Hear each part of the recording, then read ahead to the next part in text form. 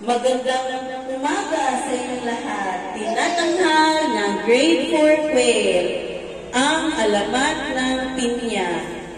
Noong unang panahon, may nakatirang mag-ina sa isang malayong pook. Ang ina ay si Aling Rosa at ang anak ay si Pinang. Mahal na mahal ni Aling Rosa ang kanyang bugtong na anak, kaya lumaki si Pinang sa layaw. Gusto ng ina na matuto si Pinang ng mga gawaing bahay, ngunit laging ikinakatwiran ni Pinang na alam na niyang gawin ang mga itinuturo ng ina. Kaya nabayaan na lang niya ang kanyang anak.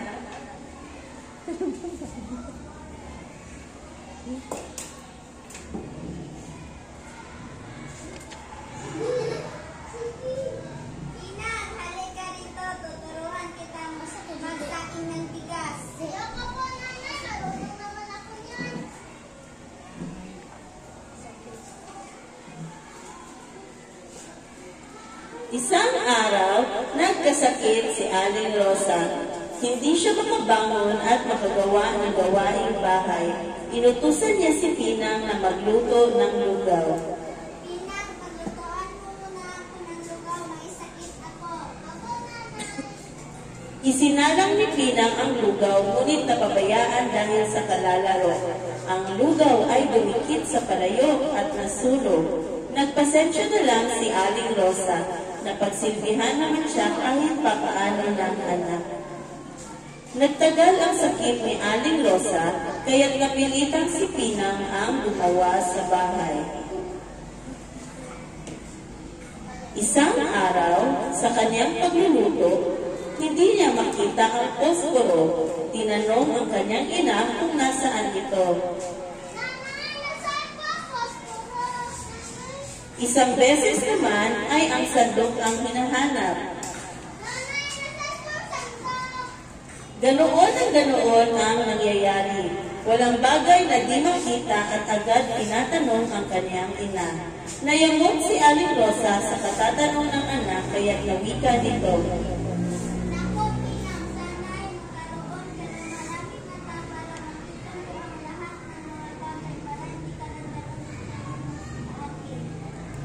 Dahil alam niyang galit na ang kanyang ina, ay di na umimik si Pinang. Umalis siya upang hanapin ang sandok na hinahanap.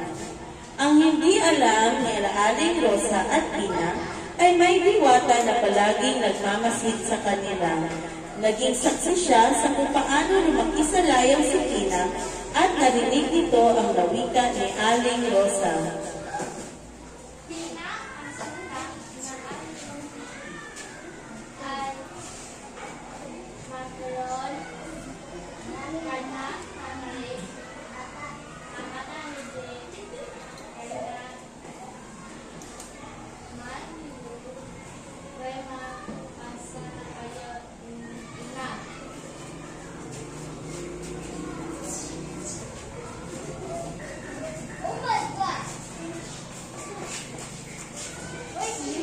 Dumaan ang ilang mga oras at gumaan na ang pakiramdam ni Aling Rosa.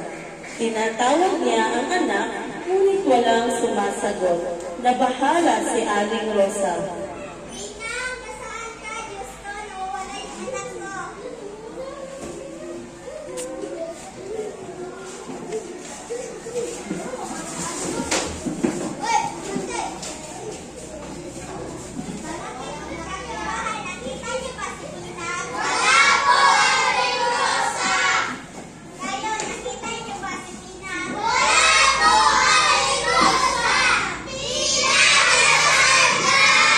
Hinanap nila Aling Rosa at ang kanilang mga kapitbahay si Pinang, ngunit naglaho parang bulag si Pinang.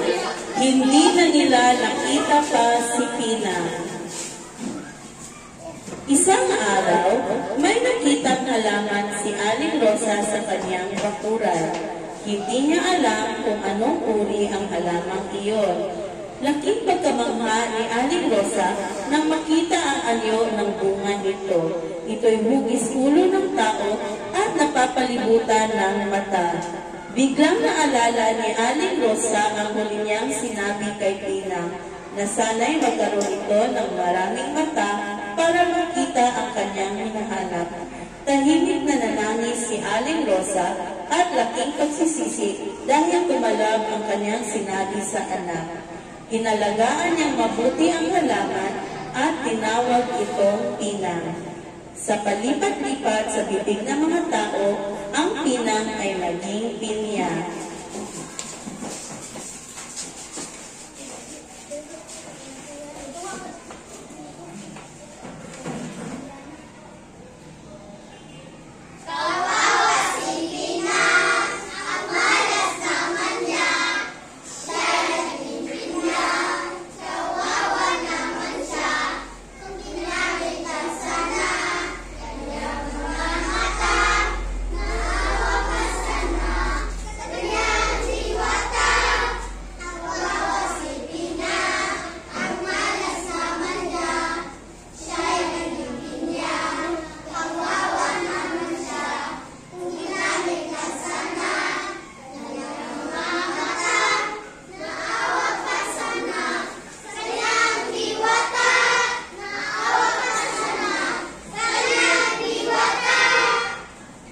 Mga tauhan, Aling Rosa, Pina, Diwata, mga kapitbahay, stage decor at props,